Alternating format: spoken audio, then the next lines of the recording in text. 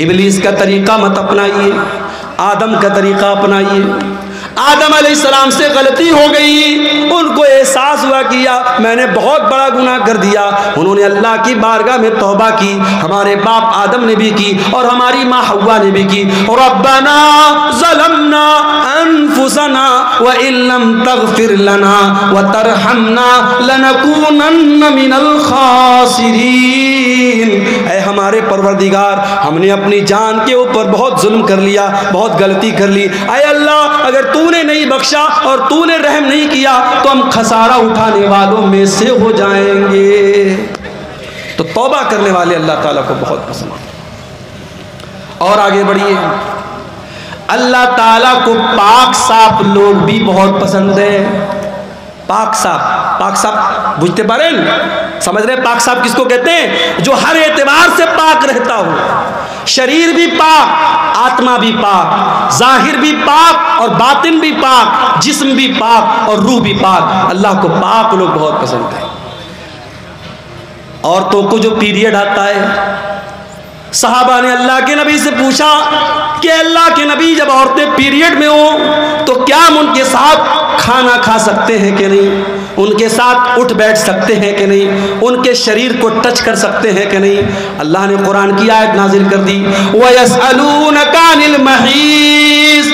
ऐ नबी, लोग आपसे सवाल करते हैं औरतों के पीरियड के बारे में। कुल हुआ अज़ा, आप बता दीजिए कि वो औरतों के लिए तकलीफ का टाइम होता है, वो औरतों के लिए तकलीफ का टाइम होता है। फातज़िलुन निसा फिल महीज़, जब पीरियड का टाइम आ जाए तो औरतों से दूर रहना। दूर रहने का मतलब यह है उनसे संबंध नहीं बनाना, उनसे ताल्लुक कायम मत करना। फ़ैज़ा ततहरना, जब उनका पीरियड खत्म हो जाए, वो पाक हो जाए, वो गुस्ल कर लें। फातूहुन्ना मिन हैसु अमरकुमुल्लाह। तो ऐ मुसलमानों, अब तुम अपनी बीवी से मुलाकात कर सकते हो उस तरीके से जिस तरीके से अल्लाह ताला ने तुमको हुक्म दिया है। उसके बाद फरमाया कि इन्नल्लाह युहिब्बुत तव्वाबीना व युहिब्बुल मुतत्तहिरीन। अल्लाह ताला को तौबा करने वाले लोग पसंद है और अल्लाह ताला को पाक साफ लोग पसंद है। पाक साफ लोग पसंद है। गैर मुस्लिम को देखो, खड़ा होकर पेशाब करता है, पैंट की जिप खोला, पेशाब किया, पैंट की जिप बंद, काम खत्म। पेशाब कहाँ पड़ा? शरीर पे पड़ा, हाथ में पड़ा, पैर पे पड़ा, कपड़े पे पड़ा, कोई मतलब नहीं।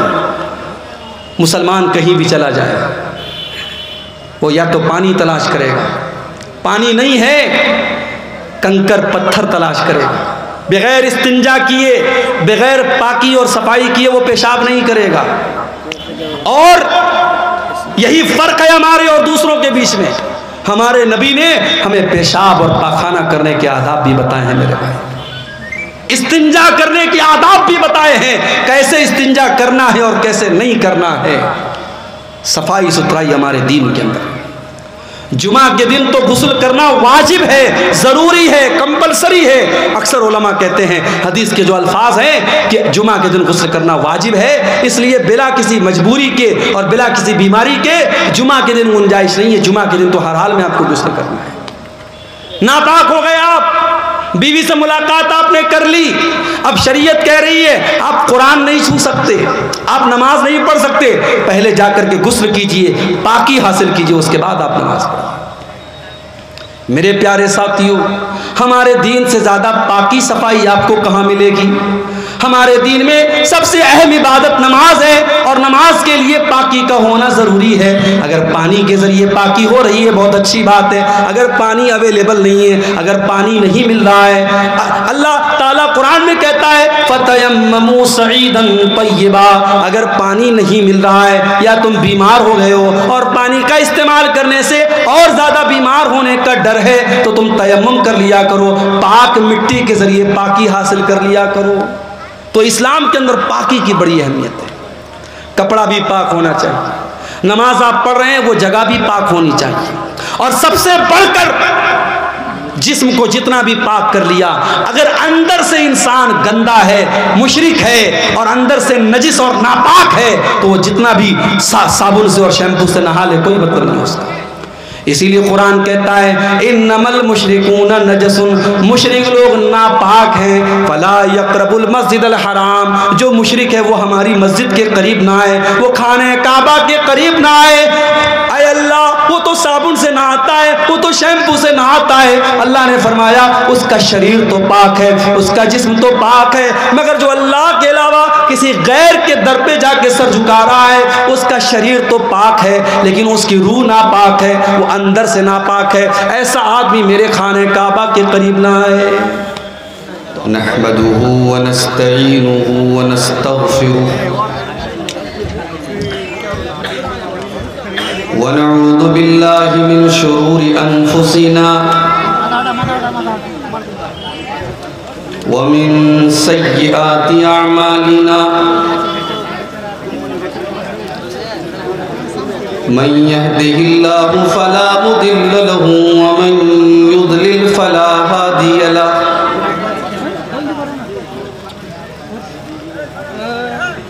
व अशहदु अल्ला इलाहा इल्लल्लाहु वहदहु ला शरीक लहु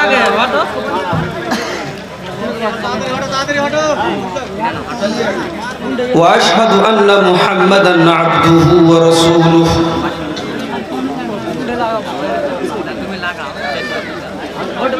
या अय्युहल्लज़ीना आमनुत्तक़ुल्लाह हक़्क़ तुक़ातिही व ला तमूतुन्ना इल्ला व अंतुम मुस्लिमून। या अय्युहन्नासुत्तक़ू रब्बकुमुल्लज़ी ख़लक़कुम मिन नफ़्सिन वाहिदा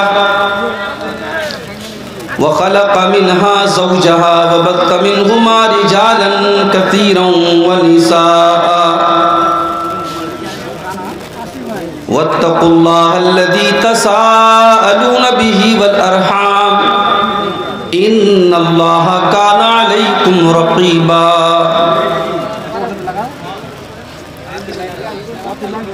या अय्युहल्लज़ीना आमनुत्तक़ुल्लाह व क़ूलू क़ौलन सदीदा युस्लिह लकुम अअमालकुम व यग़फिर लकुम ज़ुनूबकुम व मन युतिइल्लाह व रसूलहु फ़क़द फ़ाज़ फ़ौज़न अज़ीमा।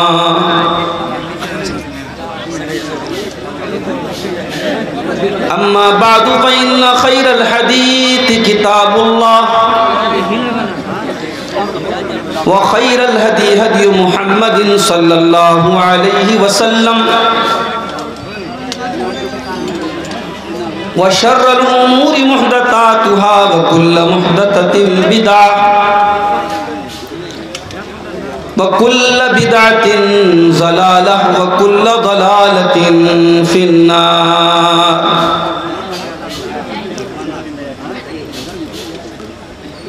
अऊज़ु बिल्लाहि मिनश शैतानिर रजीम बिस्मिल्लाहिर रहमानिर रहीम। व मिनन नासि मन यत्तखिज़ु मिन दूनिल्लाहि अंदादन युहिब्बूनहुम कहुब्बिल्लाह वल्लज़ीना आमनू अशद्दु हुब्बन लिल्लाह। वक़ाल तआला फ़ी मक़ामिन आख़र इन्नल्लज़ीना आमनू व अमिलुस्सालिहाति सयजअलु लहुमुर रहमानु वुद्दा।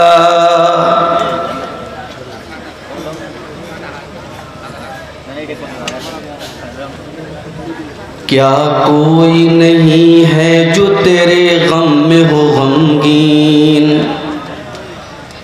क्या कोई नहीं है जो तेरे गम में हो गमगीन। किस दिल में चुभी है तेरे एहसास की संगीन। ऐ अर्ज़ फ़लस्तीन, ऐ अर्ज़ फ़लस्तीन। कुरान बलब थे जो मुसलमान कहाँ हैं, वो क़िबले अव्वल के निगहबान कहाँ हैं। मक़सूद रहा जिनको मज़ाहिब का तक़द्दुस, वो सरब कफन वक्त के सुल्तान कहाँ हैं। कब नींद से जागेंगे तेरे अहद के शाहीन। किस दिल में चुभी है तेरे एहसास की संगीन। ऐ अर्ज़ फ़लस्तीन, ऐ अर्ज़ फ़लस्तीन। चलते हैं कहाँ काम सुराही व सुबह से, होते हैं अदा सजदे मगर दिल के वजू से। मोमिन कभी ताकत से मिटा है न मिटेगा, मोमिन कभी ताकत से मिटा है न मिटेगा। तहरीर करो फिर रगे कातिल के लहू से, हो जाएगी तारीख तेरे खून से रंगीन। किस दिल में चुभी है तेरे एहसास की संगीन। ऐ अर्ज़ फ़लस्तीन, ऐ अर्ज़ फ़लस्तीन। इन लाशों के अंबार पे अग़ियार भी चुप हैं, इस खून की होली पे तरफदार भी चुप हैं। इन लाशों के अंबार पे अग़ियार भी चुप हैं, इस खून की होली पे तरफदार भी चुप हैं। इशरत के सबब गैरत मोमिन भी है खामोश, इशरत के सबब गैरत मोमिन भी है खामोश। और मुर्दा सिफत साहिब असरार भी चुप हैं। मुस्लिम है मगर महवे तमाशा है सलातीन। किस दिल में चुभी है तेरे एहसास की संगीन। ऐ अर्ज़ फ़लस्तीन, ऐ अर्ज़ फ़लस्तीन। हैदर को कहीं ढूंढ या खालिद का पता दे, हैदर को कहीं ढूंढ या खालिद का पता दे। ऐ उम्मत मुस्लिम किसी कासिम को सदा दे। हैदर को कहीं ढूंढ या खालिद का पता दे। ऐ उम्मत मुस्लिम किसी कासिम को सदा दे।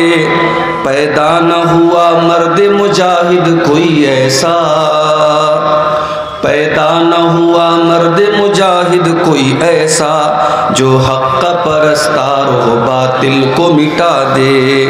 ऐ राहत जां और मेरी रूह की तस्कीन, ऐ राहत जां और मेरी रूह की तस्कीन। किस दिल में चुभी है तेरे एहसास की संगीन। ऐ अर्ज़ फ़लस्तीन, ऐ अर्ज़ फ़लस्तीन, ऐ अर्ज़ फ़लस्तीन, ऐ अर्ज़ फ़लस्तीन। सदर मोहतरम, उलमाए किराम, मोहतरम बुज़ुर्गों, नौजवान साथियों, पर्दा नशीन माँ और बहनों, प्यारे बच्चों,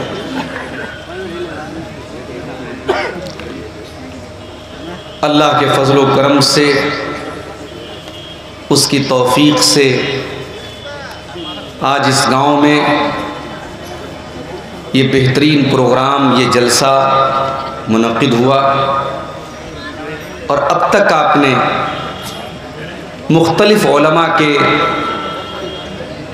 बयानात, उनकी तकरीरें, उनके वक्तव्य आपने बांग्ला ज़ुबान में सुने।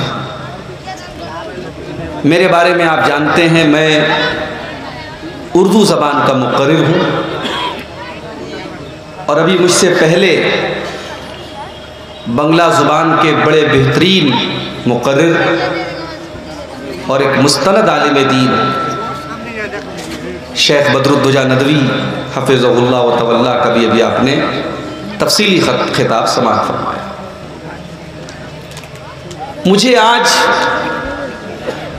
जिस मौजू पर आपके सामने कुछ बात करनी है, बड़ा अहम मौजू है और हर मुसलमान को, चाहे वो मर्द हो चाहे वो औरत हो, इस मौजू की ज़रूरत है।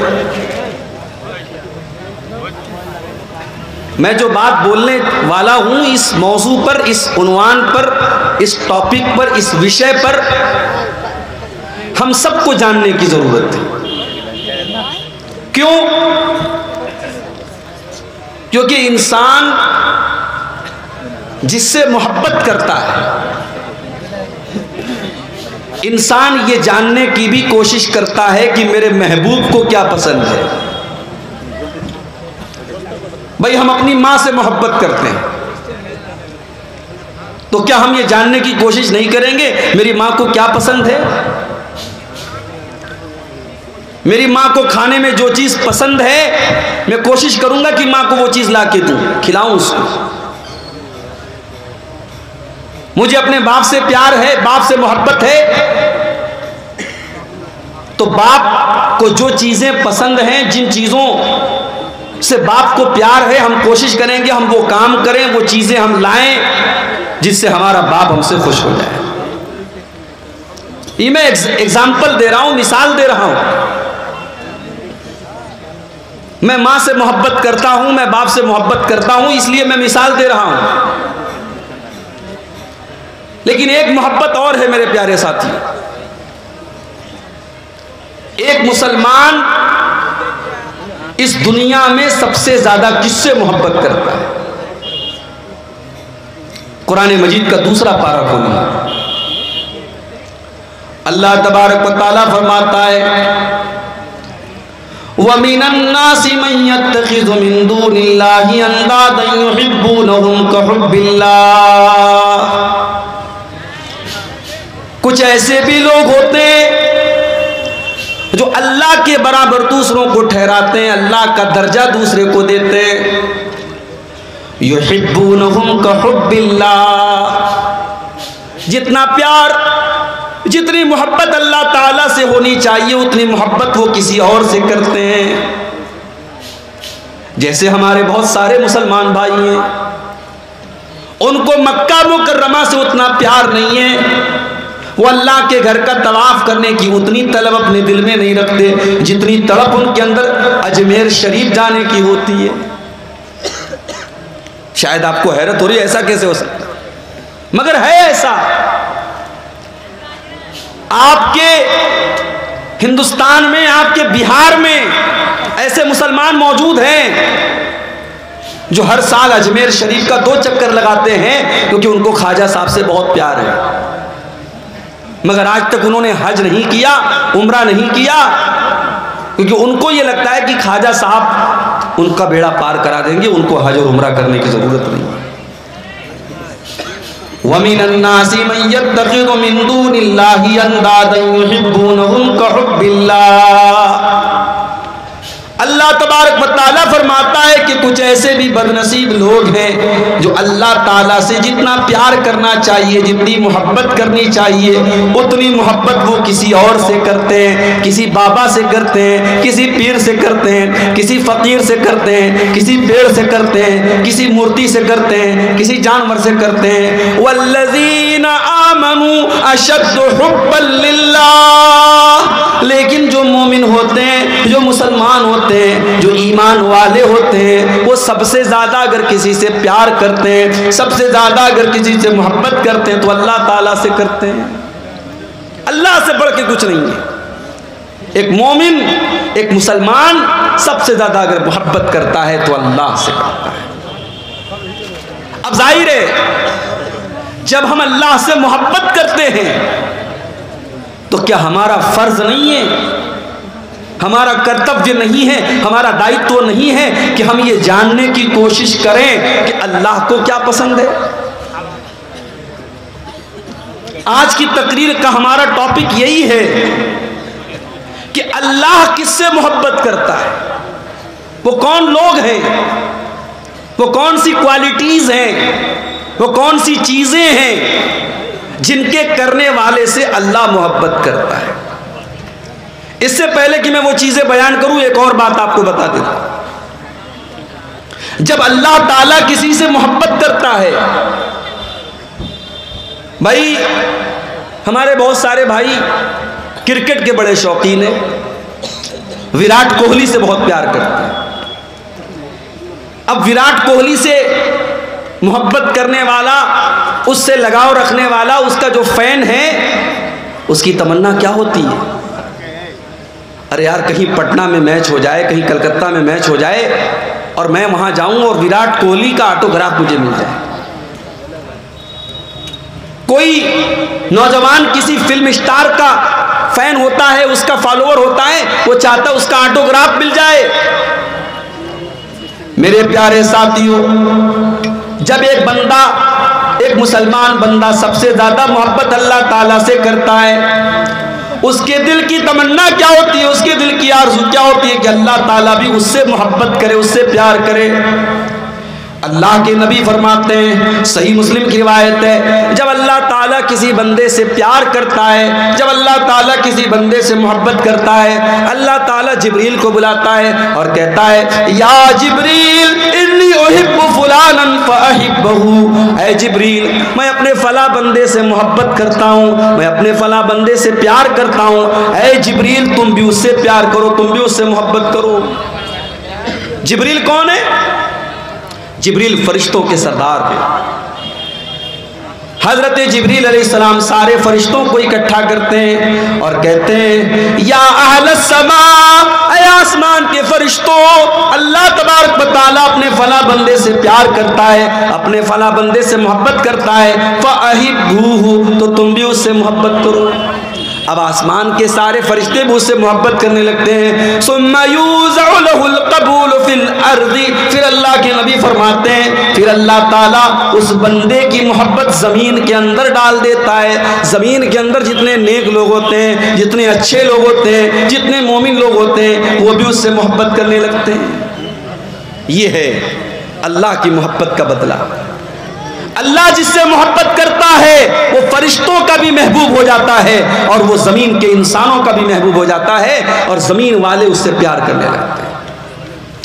और इसका जब अपोजिट होता है, जब अल्लाह ताला किसी बंदे से नफरत करता है, अल्लाह जिब्रील को बुलाता है और कहता है, या जिब्रील इन्नी उबग़िदु फुलानन, ऐ जिब्रील, मैं अपने फला बंदे से नफरत करता हूँ, तुम भी उससे नफरत करो। जिब्रील अलैहिस्सलाम भी उससे नफरत करने लगते हैं। फिर जिब्रील अलैहिस्सलाम सारे फरिश्तों को बुलाते हैं और सारे फरिश्तों से कहते हैं, या अहलस समा, ऐ आसमान के फरिश्तों, अल्लाह ताला अपने फला बंदे से नफरत करता है, तुम भी उससे नफरत करो। आसमान के सारे फरिश्ते भी उससे नफरत करने लगते हैं। सुम्मा यूज़अ लहुल बग़ज़ाउ फिल अर्ज़ि, फिर उसके बाद जमीन के अंदर भी उस इंसान की नफरत डाल दी जाती है।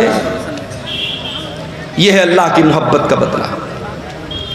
इसीलिए अल्लाह ताला सूरह मरियम के अंदर फरमाता है, इन्नल्लज़ीना आमनू व अमिलुस्सालिहाति सयजअलु लहुमुर रहमानु वुद्दा। जो ईमान वाले होते हैं, जो नेक अमल करने वाले होते हैं, अल्लाह ताला उनकी मोहब्बत लोगों के दिलों में डाल देता है। ईमान वालों की मोहब्बत अल्लाह ताला लोगों के दिलों में डाल देता है।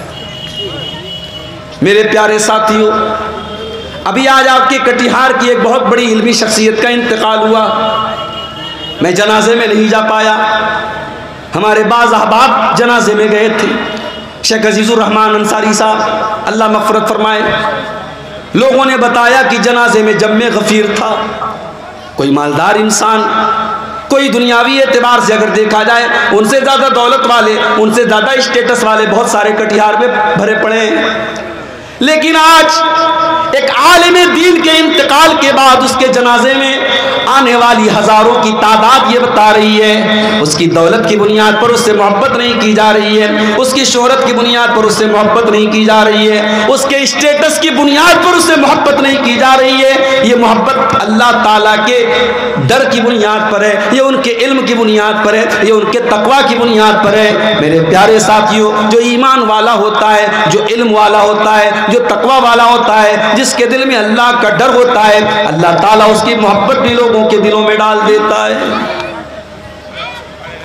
इमाम बुखारी के इंतकाल को 1000 साल गुजर गए, हमने इमाम बुखारी को नहीं देखा, हमने इमाम मुस्लिम को नहीं देखा, हमने अबू दाऊद को नहीं देखा, हमने इमाम नसई को नहीं देखा, इमाम तिरमिज़ी को नहीं देखा, इमाम इब्ने माजा को नहीं देखा, इमाम अहमद इब्ने हम्बल को नहीं देखा, हमने इमाम अबू हनीफा को नहीं देखा, हमने इमाम मालिक को नहीं देखा, हमने इमाम शाफई को नहीं देखा। ये सारे के सारे इमाम, इन्होंने अल्लाह के नबी के दीन को फैलाने में बड़ी मेहनत से काम लिया, रात और दिन एक कर दिया। आज भी हम इनका नाम लेते हैं तो बड़े अदब से नाम लेते हैं, बड़े एहतराम से नाम लेते हैं। हम उनकी रिस्पेक्ट करते हैं, उनका सम्मान करते हैं, उनसे प्यार करते हैं। क्यों करते हैं? क्या उनसे हमें कोई फ़ायदा मिल रहा है? क्या उन्होंने हमारे घर में अनाज का राशन की बोरी पहुंचाई है? क्या उन्होंने हमारे बैंक अकाउंट में पैसा जमा कराया है? नहीं नहीं मेरे प्यारे साथियों, हम उनसे इसलिए बुनियाद करते हैं, ये अल्लाह के नेक बंदे थे, ये अल्लाह के मुत्तकी बंदे थे, ये दीन की खिदमत करने वाले बंदे थे। उनको गए हुए 1000 बरस गुजर गए, मगर आज भी हम उनसे मोहब्बत करते हैं। अल्लाह ताला फरमाता है, इन्नल्लज़ीना आमनू व अमिलुस्सालिहाति सयजअलु लहुमुर रहमानु वुद्दा। जो ईमान वाले हैं और जो नेक अमल करने वाले हैं, अल्लाह उनकी मोहब्बत लोगों के दिलों में पैदा कर देता है। हमारे पड़ोसी मुल्क में एक बहुत जय्यद आलिम दीन पैदा हुआ, नाम सुना होगा आपने, अल्लामा एहसान इलाही ज़हीर रहमतुल्लाह अलैह। तकरीर करते थे तो मजमा बिल्कुल साइलेंट हो जाता था। इंतकाल हुआ, बम ब्लास्ट हो गया जलसे के दौरान, कई उलमा तो मौके पर शहीद हो गए। अल्लामा एहसान इलाही ज़हीर भी बहुत ज़्यादा ज़ख्मी हुए। वो चूँकि मदीना यूनिवर्सिटी में पढ़े हुए थे और मदीना के अंदर उनकी बड़ी इज्जत थी, सऊदी गवर्नमेंट ने उस दौर में ऑफ़र किया कि इनका इलाज हम अपने सऊदी अरब में करना चाहते हैं। आनन फानन फ्लाइट से उनको पाकिस्तान से सऊदी अरब लेके जाया गया, हॉस्पिटल में एडमिट किया गया। हमला बहुत खतरनाक था, बम ब्लास्ट का मामला था। अल्लामा एहसान इलाही ज़हीर रहमतुल्लाह अलैह बच नहीं पाए और सऊदी अरब के हॉस्पिटल में उनका इंतकाल हो गया। जनाजे की नमाज मस्जिद नबी के इमाम ने पढ़ाई और मस्जिद नबी के अंदर उनका जनाजा रखा गया। कितने मुसलमान हैं जिनकी आरज़ू होती है, जिनके दिल की तड़प होती है कि मुझे मदीना में दफन किया जाए, मदीना में मेरी जनाजे की नमाज पढ़ी जाए, मदीने के इमाम मेरी जनाजे की नमाज पढ़ाएं। ओ लोगों, अल्लामा एहसान इलाही ज़हीर को देखो, इंतकाल उनका पाकिस्तान में होता है। साजिश करने वालों ने, मर्डर करने वालों ने, हमला करने वालों ने ये सोचा भी ना होगा अल्लाह ताला इस मर्द मुजाहिद को उस पाक सरजमीन पर पहुंचा देगा। इंतकाल उनका सऊदी अरब में होता है, रियाज के हॉस्पिटल में होता है। मस्जिद नबी में जनाजे की नमाज पढ़ी जाती है और मस्जिद नबी के बगल में जो बकी का कब्रिस्तान है, जिसे जन्नतुल बकी भी कहा जाता है, उस कब्रिस्तान में हजारों सहाबा की कब्रें हैं। उस कब्रिस्तान में हजरत अल्लामा एहसान इलाही ज़हीर शहीद को दफन किया जाता है।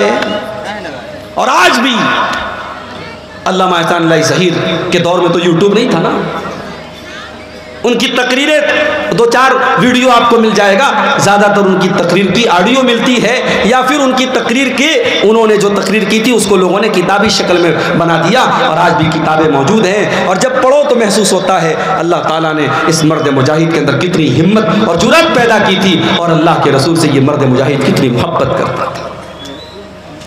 इन्नल्लज़ीना आमनू व अमिलुस्सालिहाति सयजअलु लहुमुर रहमानु वुद्दा। जो लोग ईमान वाले होते हैं, जो नेक अमल करने वाले होते हैं, अल्लाह ताला उनकी मोहब्बत लोगों के दिलों में डाल देता है। तो अपने प्रयत्न करें, कोशिश करें कि हम अल्लाह ताला को के महबूब आमाल को हम अपने अंदर पैदा करें। हम वो चीज़ें अपने अंदर पैदा करें कि अगर हम उन चीज़ों पर अमल करें तो अल्लाह हमसे मोहब्बत करे, और जब अल्लाह ताला हमसे मोहब्बत करेगा तो अल्लाह ताला दुनिया में भी इज्जत देगा और आखिरत में भी बेहतरीन ठिकाना देगा। तो बोलिए आप लोग इंशाअल्लाह अमल करेंगे नहीं करेंगे? सिर्फ एक कान से सुनना नहीं है मेरे भाई, दूसरे कान से उड़ाना नहीं है, इंशाअल्लाह अमल करना है। और आज की तकरीर में हम कुरान और सुन्नत की रोशनी में कुछ ऐसी चीज़ों को देखेंगे जिनका नाम लेकर के अल्लाह ने कहा कि हाँ, ऐसा करने वाले से हम मोहब्बत करते हैं, ऐसा करने वाले से हम मोहब्बत करते हैं, ऐसा करने वाले से हम प्यार करते हैं। तो वो चीज़ अगर हम अपने अंदर पैदा कर लें तो इंशाअल्लाह अल्लाह ताला हमसे भी प्यार करेगा। तो आइए शुरू करते हैं। कुरान का दूसरा पारा, वला तुल्कू बिअयदीकुम इला तालुका, ऐ ईमान वालो अपने आप को हलाकत में मत डालो। आजकल एक नारा चलता है, my body is my choice, मेरा जिस्म मेरी मर्जी। अरे न जिस्म तेरा है न मर्जी तेरी चलेगी। औरत ऐसा कपड़ा पहन करके निकलती है कि अगर ये कहा जाए कि वो औरत नंगी है तो गलत नहीं होगा। जिस्म पर 2-4 धागे पड़े हैं और औरत घूम रही है, और कोई अगर एतराज करता है तो कहती है माई बॉडी माई चॉइस, मेरा जिस्म मेरी मर्जी। कान खोल करके सुन लो, न जिस्म तुम्हारा है न मर्जी तुम्हारी है, ये जिस्म भी अल्लाह ताला का है और मर्जी भी अल्लाह ताला की चलेगी। इसीलिए इस्लाम के अंदर सुसाइड करना हराम है, आत्महत्या करना हराम है, खुदकुशी करना हराम है। ये जिंदगी अल्लाह की अमानत है और अल्लाह ताला की इजाजत के बगैर आपको कोई अधिकार नहीं है, आपको कोई हक नहीं है कि आप अपनी जिंदगी को खत्म करें। अब हमारे जो भाई बीड़ी पीते हैं, हमारे जो भाई खैनी खाते हैं, हमारे जो भाई सिगरेट पीते हैं, हमारे जो नौजवान भाई गुटखा खाते हैं, बड़े प्रेम से, बड़े प्यार से, बड़ी मोहब्बत से कहना चाहता हूँ, फतवा अपनी जगह है, उलमा के बयानात अपनी जगह है, बस कुरान की एक आयत पढ़ रहा हूँ, वला तुल्कू बिअयदीकुम इलत तहलुका। अल्लाह फरमाता है, ऐ मेरे बंदो, ऐसा कोई काम न करो जिससे तुम हलाक हो जाओ, अपने आप को हलाकत में न डालो, अपनी जान को बर्बाद न करो। ऐ गुटखा खाने वाले, तेरे गुटखे के पैकेट पर लिखा है टोबैको कॉजेस कैंसर। सिगरेट पीने वाले, तेरे सिगरेट के पैकेट पर लिखा है टोबैको कॉजेस कैंसर। टोबैको के इस्तेमाल से, तंबाकू के इस्तेमाल से कैंसर होता है। और हमने देखा है कितने पान खाने वाले, कितने सिगरेट पीने वाले, कितने बीड़ी पीने वाले जब कैंसर के मरीज हो गए, 2-4 महीने तड़पते रहे, फिर बड़ी बुरी मौत, वो मर करके अल्लाह के यहाँ चले गए। मेरे प्यारे साथी, ऐसी कोई चीज मत खाओ, ऐसा कोई काम न करो जिसकी वजह से तुम अपने शरीर को बर्बाद कर रहे हो, अपनी किडनी को बर्बाद कर रहे हो, अपने फेफड़े को बर्बाद कर रहे हो। वला तुल्कू बिअयदीकुम इलत तहलुका। अल्लाह फरमा रहा है, अपने आप को हलाकत में मत डालो। और खुल के एक बात कहूं, हो सकता है कुछ लोगों को बुरा लगे, मगर मैं खुल के बोल देता हूं। मोबाइल का दौर है, इंटरनेट का दौर है। हम जानते हैं मोबाइल की स्क्रीन के ऊपर उंगली के टच से कौन कौन सी चीजें आपके सामने आ जाएंगी, शायद किसी ने सोचा भी नहीं था पहले के दौर में। आज गंदगी का सारा सैलाब हमारे नौजवान के हाथों में है। रात का अंधेरा है, कमरे की तन्हाई है, आपका मोबाइल स्क्रीन है और आप क्या देख रहे हैं या तो आप जानते हैं या आपका रब जानता है। कितने हमारे नौजवान हैं इस तरीके के गंदे वीडियोस देखते हैं, फिर उसके बाद वो अपनी जवानी को बर्बाद करते हैं और जब उनकी शादी होती है अपनी बीवी का हक अदा करने के काबिल भी नहीं होते हैं। मैं अपने नौजवान साथियों से बड़ी मोहब्बत से कहना चाहता हूं, भाई मेरे, अपने जिस्म को बर्बाद न कर, अपनी जवानी को बर्बाद न कर, कल तुझे पछताना पड़ेगा। वला तुल्कू बिअयदीकुम इलत तहलुका। अपने आप को हलाकत में न डालो, कोई ऐसा काम न करो जिसकी वजह से तुम हलाक हो जाओ, तुम्हारी आंखें बर्बाद हो जाएं, तुम्हारा जिस्म बर्बाद हो जाए, तुम्हारी जवानी बर्बाद हो जाए, तुम्हारी इज्जत बर्बाद हो जाए। अपनी बहनों से भी कहना चाहूंगा, मोबाइल इस्तेमाल करो, मैं मना नहीं करता, सोशल मीडिया का इस्तेमाल करो, मैं मना नहीं करता, मगर हराम क्या है, हलाल क्या है, जायज क्या है, नाजायज क्या है, सही क्या है, गलत क्या है, इसका डिफरेंस हमेशा करते रहना, इसका फर्क हमेशा करते रहना। कोई ऐसा कदम न उठाना जिससे आपकी इज्जत खतरे में पड़ जाए, आपका ईमान खतरे में पड़ जाए। वला तुल्कू बिअयदीकुम इलत तहलुका। अपने आप को हलाकत में न डालना। और आगे अल्लाह क्या फरमाता है, वह अहसिनू इन्नल्लाह युहिब्बुल मुहसिनीन। और ऐ मेरे बंदो, एहसान किया करो। अल्लाह ताला को एहसान करने वालों से प्यार है। अल्लाह एहसान करने वालों से प्यार करता है, एहसान करने वालों से मोहब्बत करता है। अब ये एहसान क्या चीज है, नोट कर लो मेरी बात। शरीयत में एहसान 3 चीज़ों को बोलते हैं। एहसान का पहला मतलब, मैं नमाज पढ़ रहा हूँ, अब नमाज पढ़ने का 2 मकसद हो सकता है। एक मकसद तो ये हो सकता है मैं इसलिए नमाज पढ़ रहा हूँ कि गांव के लोग ये ना कहे कि बेनमाजी है। मैं नमाज पढ़ रहा हूँ इसलिए पढ़ रहा हूँ कि मेरा बाप ये ना बोले कि मैं बेनमाजी हूँ। मैं नमाज पढ़ रहा हूँ, इसलिए पढ़ रहा हूँ कि गांव वाले बोले कि ये बड़ा मुत्तकी आदमी है, बड़ा नेक आदमी है। एक मकसद तो ये हो सकता है, और एक मकसद ये होता है मैं नमाज इसलिए पढ़ रहा हूँ कि 5 टाइम की नमाज मेरे ऊपर अल्लाह ने फ़र्ज करार दी है। अगर मैं नमाज नहीं पढ़ूंगा अल्लाह क्या मुझे जवाब देना पड़ेगा, अल्लाह क्या अजाब मिलेगा। अल्लाह की सज़ा के डर से और अल्लाह को राज़ी करने के लिए मैं नमाज पढ़ रहा हूँ। मेरे प्यारे साथियों, एहसान यही है कि आप जो भी काम करें, जो भी नेकी करें, मकसद लोगों को दिखाना ना हो, मकसद पब्लिक को दिखाना ना हो, मकसद अल्लाह ताला को राज़ी करना हो। इसीलिए अल्लाह के नबी एहसान का मतलब बयान करते हुए फरमाते हैं अंताबुदल्लाह कान्नका तरा। एहसान ये है कि तुम अल्लाह की इबादत जब करो तो ये सोच करके करो कि तुम अल्लाह को देख रहे हो। फ़इल्लम तकुन तरा, और अगर तुम ये सोच नहीं सकते कि तुम अल्लाह को देख रहे हो, फ़इन्नहु यराका, तो तुम ये सोच करके नमाज पढ़ो, तुम ये सोच करके इबादत करो कि अल्लाह ताला मुझको देख रहा है। मेरे प्यारे साथियों, ये एहसास अगर आपके अंदर है, इसी का नाम एहसान है। आज कौन अल्लाह से डरता है? दुकान के ऊपर कैमरा लगा हुआ है, जाके पूछो दुकानदार से तूने कैमरा क्यों लगाया, तेरी दुकान पर 5-5, 10-10 कैमरे क्यों लगे। जाओ कटिहार के बड़े बड़े शोरूम में चले जाओ, जाकर के दुकानदारों से पूछो तुमने अपनी दुकान पर इतने बड़े बड़े कैमरे क्यों लगाए। वो बोलेगा हमने सुरक्षा के लिए लगाए, हमने सिक्योरिटी के लिए लगाए। अगर हमारी दुकान का माल कोई चुरा के लेके जाने लगेगा हम कैमरे से पकड़ लेंगे, हम कैमरे से देख लेंगे। आज कैमरा लग गया, सामान चोरी होने बंद हो गए। आज कैमरा लग गया, दिल्ली के अंदर लड़कियों से छेड़छाड़ कम हो गई। आज कैमरा लग गया, रेप की घटनाएं कम हो गई। कैमरा लग गया, इंसान डर गया, नहीं यार कैमरा लगा हुआ है, सब रिकॉर्ड हो रहा है। मेरे प्यारे साथियों, इंसान के बनाए हुए कैमरे से डर गया।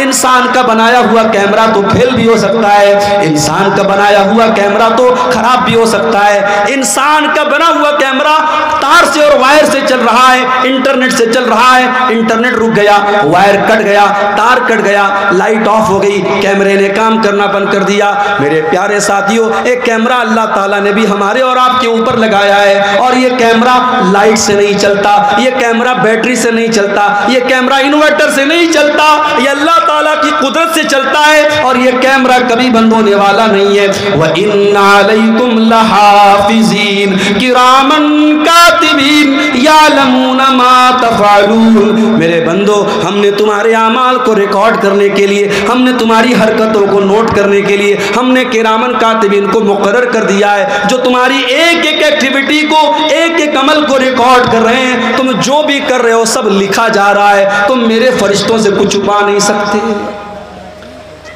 आप जलसे में गए थे, सामने कोई खूबसूरत लड़की आ रही थी, आप माशाल्लाह कुर्ता पैजामा भी पहने हुए थे, आपने सर पे टोपी भी लगाई थी। आपने सोचा कि डायरेक्ट अगर लड़की को देखूंगा गांव वाले सोचेंगे बड़ा बेहुदा आदमी है, बड़ा बदतमीज आदमी है। आपने नजरें कहीं और कर दी, निशाना कहीं और कर दिया, आपकी निगाहें कहीं और हैं, निशाना कहीं और है, कोई दूसरा आदमी देखने वाला नहीं है। अल्लाह फरमाता है यालमु खाइनतल आयुनि व मा तुख्फिस सुदूर। अल्लाह तो वो है जो तुम्हारी आंखों की चोरी को भी जानता है। जब तुम्हारी आंखें इधर उधर चक्कर लगाती हैं, तुम्हारे आंखें कहीं होती है, निशाना कहीं होता है। वमा तुख्फिस सुदूर, अल्लाह तो वो है जो तुम्हारे दिल के अंदर छुपे हुए राज और भेद को भी जानता है। उससे बच के कहाँ जाओगे मेरे भाई? उसका कैमरा तो कभी बंद नहीं होगा।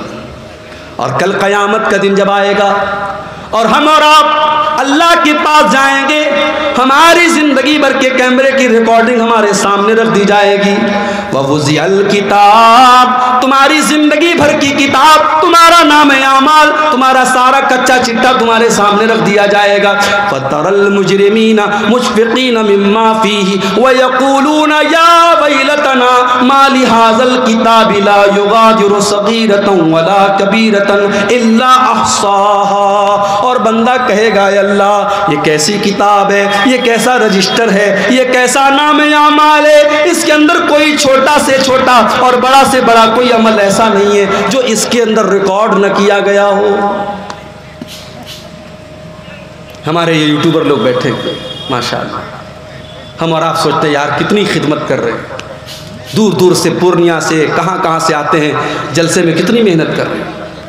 मगर आज भी इतना मना करने के बावजूद और इतना बोलने के बावजूद कई चैनल वाले ऐसे हैं, तकरीर में कर रहा हूं, कोई और बात कर रहा हूं और वो उस पर हेडिंग कुछ और लगा रहे हैं।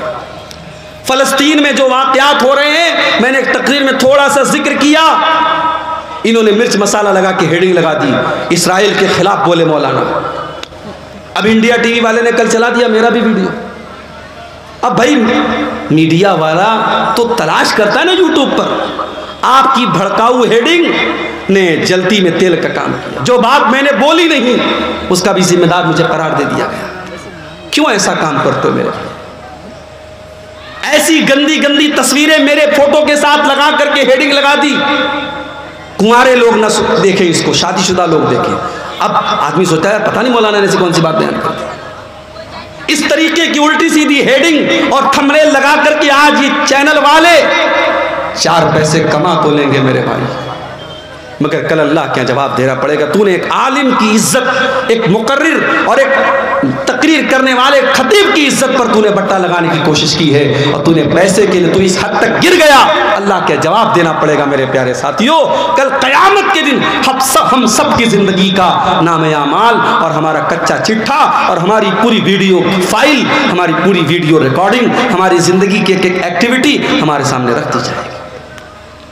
वजदू मा अमिलू हाजिरा, तुमने जो भी अमल किया होगा सब तुम्हारे सामने आ जाएगा। वला यज़लिमु रब्बुका अहदा, और अब्दुल गफ्फार साहब की फाइल में वही बात होगी जो उन्होंने किया है। मुनीरुल इस्लाम साहब की फाइल में वही बात होगी जो उन्होंने किया होगा। मौलाना बदरुद्दोजा साहब की फाइल में वही बात होगी जो उन्होंने किया होगा। हर इंसान की अपनी फाइल होगी, अपनी किताब होगी। अल्लाह ताला किसी के साथ कोई जुल्म नहीं करेगा, किसी के साथ कोई अत्याचार नहीं करेगा। तो एहसान का एक मतलब यह है मेरे भाई कि जो भी अमल करो अल्लाह को राजी करने के लिए करो, किसी को दिखाने के लिए मत करो। मगर वो दौर खत्म हो गया। पहले के दौर में लोग नेकी करते थे तो छुप करके करते थे। कहावत थी नेकी कर दरिया में डाल, कहावत थी नेकी कर दरिया में डाल। आज सोशल मीडिया का दौर आ गया, अब कहावत बदल गई। अब नेकी कर स्टेटस पर डाल, नेकी कर इंस्टाग्राम पर डाल, नेकी कर फेसबुक पर डाल, नेकी कर व्हाट्सएप पर डाल, नेकी कर अखबार में डाल, नेकी कर मीडिया में डाल। नहीं मेरे प्यारे साथियों, अपनी नेकियों को बर्बाद न करो। अंताबुदल्लाह कान्नका तरा, एहसान ये है कि तुम अल्लाह की जब भी इबादत करो, जब भी तुम कोई नेक अमल करो, ये सोच करके करो हम अल्लाह को देख रहे हैं। और अगर ये सोच ना सको तो ये सोच करके करो कि अल्लाह हमको देख रहा है। बुझते पारे एहसान का मतलब समझ गए? ये क्या है? किसी ने चंदा दिया है, सोने का है, माशाअल्लाह। ये किसी माँ बहन की तरफ से ये सोने की, हमारे इसको नाक की नथी, नाकी का नहीं है, नाक की मच्छी। चलो भाई ये नया नाम पता लगा, नाक की मच्छी आई है। अल्लाह ताला इस बहन के सदक़े को कबूल फरमाए और अल्लाह ताला इस सदक़े को इसकी नजात का ज़रिया बना दे, आमीन। लीजिए। तो एहसान का पहला मतलब मैंने आपको समझा दिया। अब एहसान का दूसरा मतलब समझ लो। इतना समझा के कोई नहीं बोलेगा भाई, मैं एक एक बात बीच बीच में बंगला में भी समझाऊंगा, थोड़ा आपको हंसाऊंगा भी इंशाअल्लाह। एहसान का दूसरा मतलब, जो काम करो परफेक्ट करो। अल्लाह के नबी को वो काम पसंद था, काना इज़ा अमिल अमलन युतक़िनुहु, अल्लाह के प्यारे नबी जब भी कोई काम करते थे परफेक्ट करते थे। काम जब भी करो सही करो। अगर आप नमाज पढ़ते हैं, हमारे बहुत सारे भाई जब नमाज पढ़ते हैं उनको ये भी पता नहीं कि हाथ कहाँ बांधना है। कोई नीचे बांध रहा है, कोई बिल्कुल ऊपर बांध रहा है, कोई पेट पर बांध रहा है। भाई साहब, न पेट पर हाथ बांधना सुन्नत है, न नाफ के नीचे सुन्नत है, न बिल्कुल ऊपर सुन्नत है। सीने पर हाथ बांधना है। रुकू में जाना है तो पीठ को बिल्कुल बराबर रखना है, पीठ को और सर के लेवल को बराबर रखना है। सजदे में जाना है तो कम से कम बदन का 7 हिस्सा जमीन पर होना चाहिए। दोनों हाथ जमीन पर होना चाहिए, दोनों घुटना जमीन पर होना चाहिए, दोनों पैर की हथेली जमीन पर होनी चाहिए और नाक और माथा जमीन पर होना चाहिए। नमाज पढ़ रहा है आदमी लेकिन सही तरीके से नहीं पढ़ रहा है।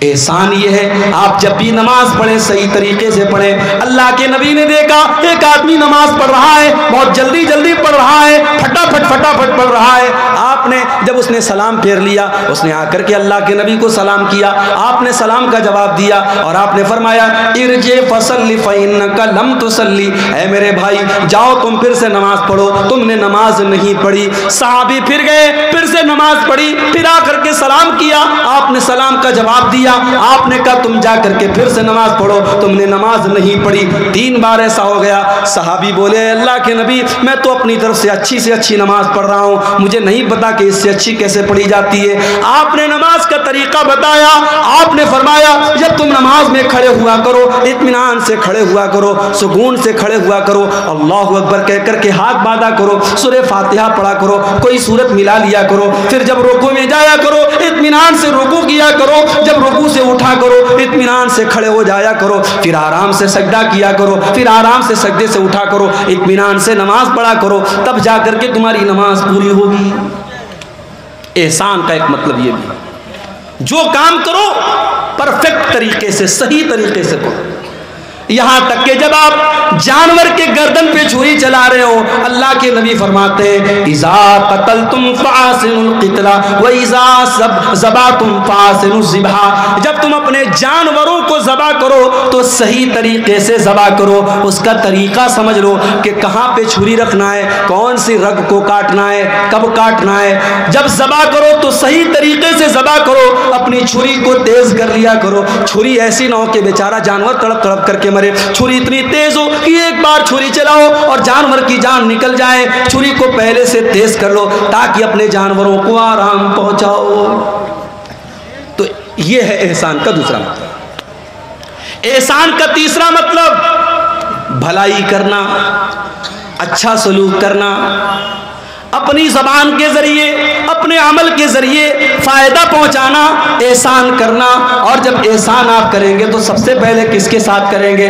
फरमाया व बिल वालिदैन एहसाना, अपने माता पिता के साथ, अपने माँ बाप के साथ आपको एहसान करना है। मौलवी साहब मेरे बाप ने मेरे साथ बहुत गलत काम किया है, मेरे बाप ने जायदाद से मुझको बेदखल कर दिया है, 4 भाइयों को जायदाद में हिस्सा दिया और मौलवी साहब मेरे बाप ने मुझको जायदाद में हिस्सा नहीं दिया। आपके बाप ने गलत किया, नाइंसाफी की, जुल्म किया, आपके बाप की अल्लाह ताला के यहाँ पकड़ होगी, मगर फिर भी इस गलत करने के बावजूद आपकी जिम्मेदारी है व बिल वालिदैन एहसाना, आप अपनी जात से अपने माँ बाप को तकलीफ न पहुंचाना, जहां तक हो सके उनके साथ अच्छा सलूक करते रहना।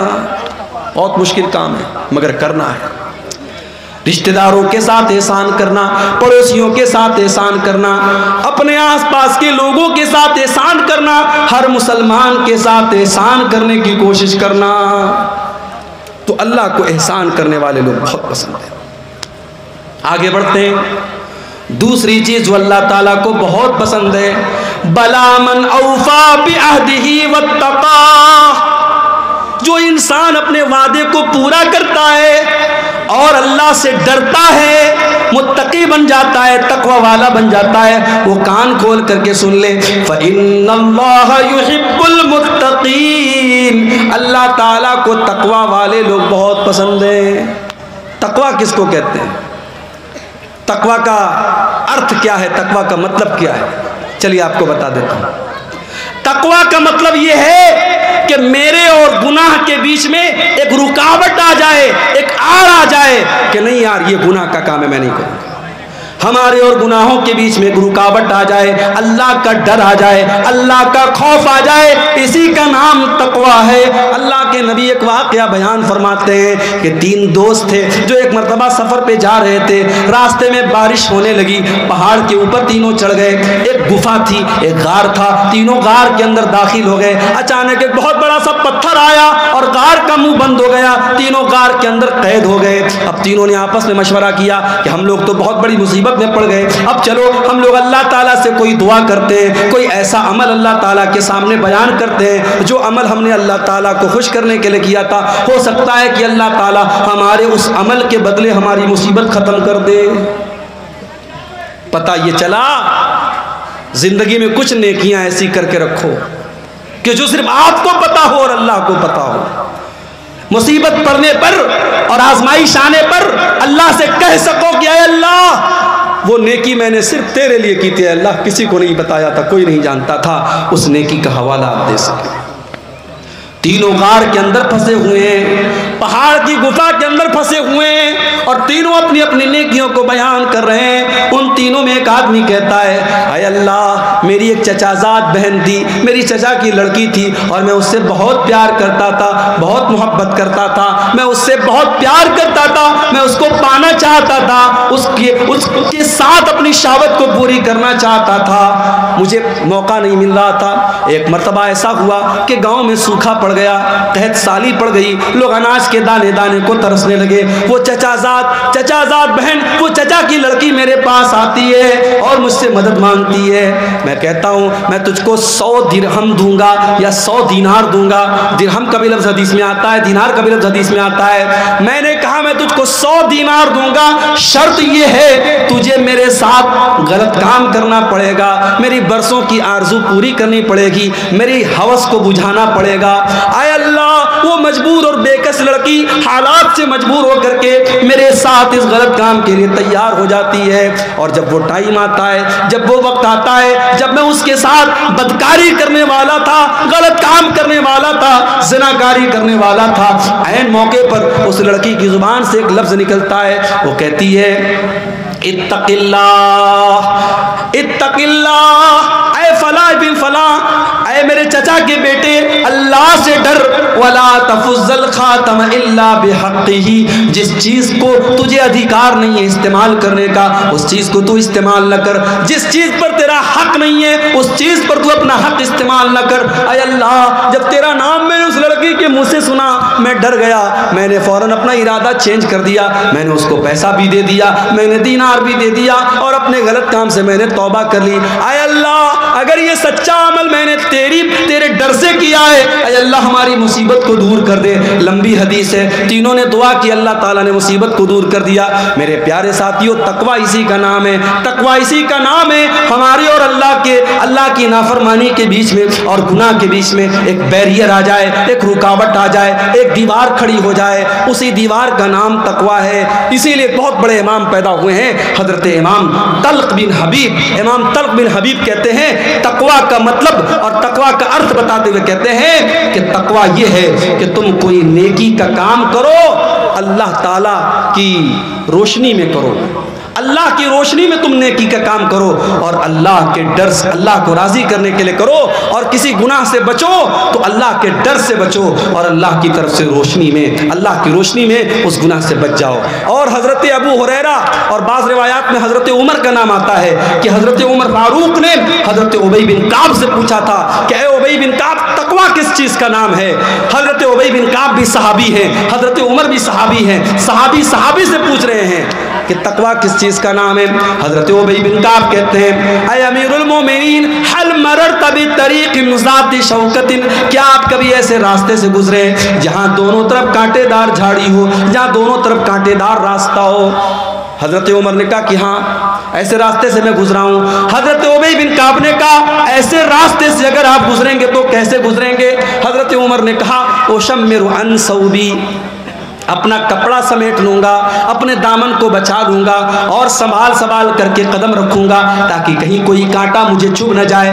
कहा अमीरुल मोमिनीन, यही तो तकवा है, यही तो अल्लाह का डर है। चारों तरफ शैतान के बिछे हुए कांटे, ख्वाहिशात के कांटे, इच्छाओं के कांटे, शैतान ने चारों तरफ कांटे बिछा दिए और इन कांटों से अल्लाह के दीन पर बचते हुए चलते चले जाना, इसी का नाम तकवा है। मेरे प्यारे साथियों, दीन के ऊपर चल आज के दौर में आसान काम तो नहीं है। आप दीन पर चलेंगे, दुनिया आपका मजाक भी उड़ाएगी, आपके माँ बाप भी आपके खिलाफ हो जाएंगी, आपकी बीवी भी आपको ताना मारेगी, आपके समाज में भी आपको लोग बहुत बुरा भला कहेंगे, मगर आपको तकवा के रास्ते पर चलते चले जाना है। जो सही है, जो अल्लाह की नज़र में बेहतर है, जो अच्छा है, हमें वही काम करते चले जाना है। अरे पब्लिक को खुश करने के चक्कर में न पड़ो, पब्लिक तो कभी आपसे खुश नहीं होगी, लोग तो कभी आपसे खुश नहीं होंगे। जब आप मर जाएंगे, जब आपका इंतकाल हो जाएगा, आएगा, आपकी कब्र पे जब लोग मिट्टी देने आएंगे, लोग कहेंगे यार बड़ा अच्छा इंसान था,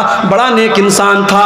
लोग आपकी तारीफ आपकी जिंदगी में बहुत मुश्किल से करेंगे। मेरे प्यारे साथियों, लोगों को खुश करने के चक्कर में न पड़ना, अल्लाह को खुश करने के चक्कर में पड़ना। इसीलिए एक मर्तबा हजरत मुआविया रजी अल्लाह ताला अन्हु ने हजरत आयशा को खत लिखा और कहा कि ऐ अम्मा आयशा, मुझे कोई मुख्तसर सी नसीहत कर दीजिए जो मेरे काम आए। तो हजरत आयशा ने अल्लाह के प्यारे नबी की हदीस लिख करके भेज दी। कहा है अमीर मुआविया, मैंने अल्लाह के प्यारे नबी को ये फरमाते हुए सुना है, मनिल तमसा रिदल्लाहि फी सखतिन नास, जो इंसान अल्लाह ताला को राजी करता है, लोगों को नाराज करके अल्लाह को राजी कर लेता है, अल्लाह को खुश कर लेता है, ऐसे इंसान के लिए अल्लाह ताला काफी हो जाता है, अल्लाह उसकी मदद करता है। व मनिल तमसा सखत अल्लाहि बिरिज़न नास, और जो अल्लाह को नाराज करके लोगों को खुश करने के चक्कर में पड़ जाता है, अल्लाह ऐसे बंदे से रूठ जाता है और अल्लाह उसको लोगों के हवाले कर देता है। तो तकवा ये है मेरे प्यारे साथी, लोगों की परवाह मत करो, अल्लाह की परवाह करो।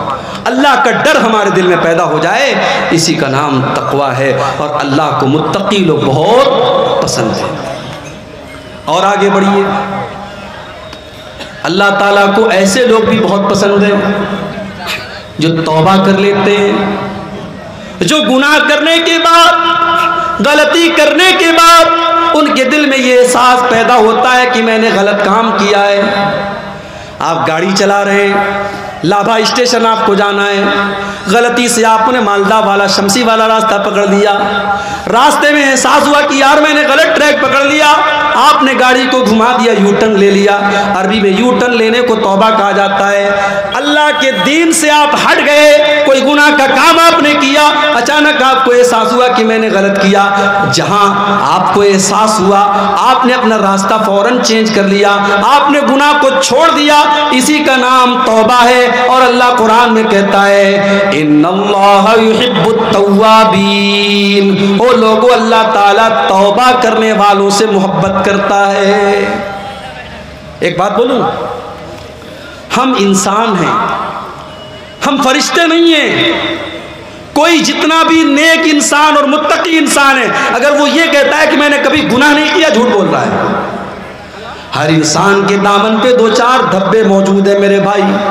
यह अलग बात है किसी के दामन के धब्बे नजर आ रहे हैं और किसी के दामन के धब्बों पर अल्लाह ताला ने पर्दा डाल के रखा है, लेकिन हर इंसान गुनहगार है। गुनाह का होना ये बड़ी बात नहीं है, गुनाह का हो जाना ये कोई बहुत बड़ी बात नहीं है। गुनाह के होने के बाद दिल में अगर ये फीलिंग आ रही है, ये एहसास हो रहा है कि हमने गलत काम किया है और आदमी तौबा कर लेता है, तो ऐसे लोगों अल्लाह ताला क्या कामयाब हो जाएंगे। अल्लाह ने फरमाया, वल्लज़ीना इज़ा फ़अलू फ़ाहिशतन औ ज़लमू अनफुसहुम ज़करुल्लाह, मेरे नेक बंदे वो हैं, मेरे जन्नती बंदे वो हैं, जब उनसे कोई गलत काम हो जाता है, कोई गुनाह का काम हो जाता है, जब वो अपनी जान के ऊपर जुल्म कर लेते हैं, ज़करुल्लाह, वो अल्लाह ताला को याद करते हैं, फ़स्तग़फ़रू लिज़ुनूबिहिम, और अपने गुनाह की माफ़ी मांगते हैं, अल्लाह से अपने गुनाह से तौबा करते हैं, इस्तिग़फ़ार करते हैं। वमन यग़फ़िरुज़्ज़ुनूब इल्लल्लाह,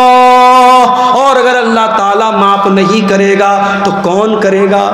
अगर अल्लाह नहीं करेगा तो कौन करेगा? वलम युसिर्रू अला मा फ़अलू वहुम यालमून, और अल्लाह के नेक बंदे गुनाह के ऊपर जमे नहीं रहते, गुनाह के ऊपर डटे नहीं रहते। गुनाह के ऊपर कभी डटने की कोशिश मत करो, कभी गुनाह पर डिटाई मत करो मेरे प्यारे साथियों। अगर गुनाह हो गया, गलती हो गई, अल्लाह की नाफरमानी हो गई, तो इब्लीस वाला तरीका मत अपनाओ। इब्लीस का तरीका क्या था? इब्लीस ने गलत काम भी किया, और जब अल्लाह ताला ने कहा कि तूने सजदा क्यों नहीं किया आदम को, तो इब्लीस ने ढिठाई से काम लिया। इब्लीस ने कहा मैं क्यों सजदा करूं, मैं बेहतर हूं आदम से, तूने आदम को मिट्टी से बनाया, मुझे आग से बनाया, मैं क्यों सजदा करूं आदम को। इब्लीस ने गुनाह भी किया, और गुनाह करने के बाद अपने गुनाह की दलील भी देने लगा और गुनाह के ऊपर डट गया। इब्लीस का तरीका मत अपनाइए, आदम का तरीका अपनाइए। आदम अलैहिस्सलाम से गलती हो गई, उनको एहसास हुआ कि मैंने बहुत बड़ा गुनाह कर दिया। उन्होंने अल्लाह की बारगाह में तौबा की, हमारे बाप आदम ने भी की और हमारी माँ हव्वा ने भी की।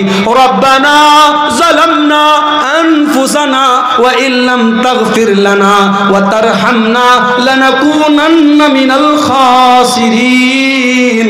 ऐ हमारे परवरदिगार, हमने अपनी जान के ऊपर बहुत जुल्म कर लिया, बहुत गलती कर ली। ऐ अल्लाह, अगर तूने नहीं बख्शा और तूने रहम नहीं किया तो हम खसारा उठाने वालों में से हो जाएंगे। तो तौबा करने वाले अल्लाह ताला को बहुत पसंद है। और आगे बढ़िए, अल्लाह ताला को पाक साफ लोग भी बहुत पसंद है। पाक साफ बुझते पारे, समझ रहे? पाक साफ किसको कहते हैं? जो हर एतबार से पाक रहता हो, शरीर भी पाक, आत्मा भी पाक, जाहिर भी पाक और बातिन भी पाक, जिस्म भी पाक और रूह भी पाक। अल्लाह को पाक लोग बहुत पसंद है। औरतों को जो पीरियड आता है, सहाबा ने अल्लाह के नबी से पूछा कि अल्लाह के नबी, जब औरतें पीरियड में हो तो क्या हम उनके साथ खाना खा सकते हैं कि नहीं, उनके साथ उठ बैठ सकते हैं कि नहीं, उनके शरीर को टच कर सकते हैं कि नहीं? अल्लाह ने कुरान की आयत नाजिल कर दी, वयसअलूनका अनिल महीज़। ऐ नबी, लोग आपसे सवाल करते हैं औरतों के पीरियड के बारे में। कुल हुआ अज़ा, आप बता दीजिए कि वो औरतों के लिए तकलीफ का टाइम होता है, वो औरतों के लिए तकलीफ का टाइम होता है। फातज़िलुन निसा फिल महीज़, जब पीरियड का टाइम आ जाए तो औरतों से दूर रहना। दूर रहने का मतलब यह है उनसे संबंध नहीं बनाना, उनसे ताल्लुक कायम मत करना। फ़ैज़ा ततहरना, जब उनका पीरियड खत्म हो जाए, वो पाक हो जाए, वो गुस्ल कर लें। फातूहुन्ना मिन हैसु अमरकुमुल्लाह। तो ऐ मुसलमानों, अब तुम अपनी बीवी से मुलाकात कर सकते हो उस तरीके से जिस तरीके से अल्लाह ताला ने तुमको हुक्म दिया है। उसके बाद फरमाया कि इन्नल्लाह युहिब्बुत तव्वाबीना व युहिब्बुल मुतत्तहिरीन। अल्लाह ताला को तौबा करने वाले लोग पसंद है और अल्लाह ताला को पाक साफ लोग पसंद है। पाक साफ लोग पसंद है। गैर मुस्लिम को देखो, खड़ा होकर पेशाब करता है, पैंट की जिप खोला, पेशाब किया, पैंट की जिप बंद, काम खत्म। पेशाब कहाँ पड़ा? शरीर पे पड़ा, हाथ में पड़ा, पैर पे पड़ा, कपड़े पे पड़ा, कोई मतलब नहीं। मुसलमान कहीं भी चला जाए, वो या तो पानी तलाश करेगा, पानी नहीं है कंकर पत्थर तलाश करेगा। बगैर इस्तिंजा किए, बगैर पाकी और सफाई किए वो पेशाब नहीं करेगा। और यही फर्क है हमारे और दूसरों के बीच में। हमारे नबी ने हमें पेशाब और पाखाना करने के आदाब भी बताए हैं मेरे भाई। इस्तिंजा करने के आदाब भी बताए हैं, कैसे इस्तिंजा करना है और कैसे नहीं करना है। सफाई सुथराई हमारे दीन के अंदर।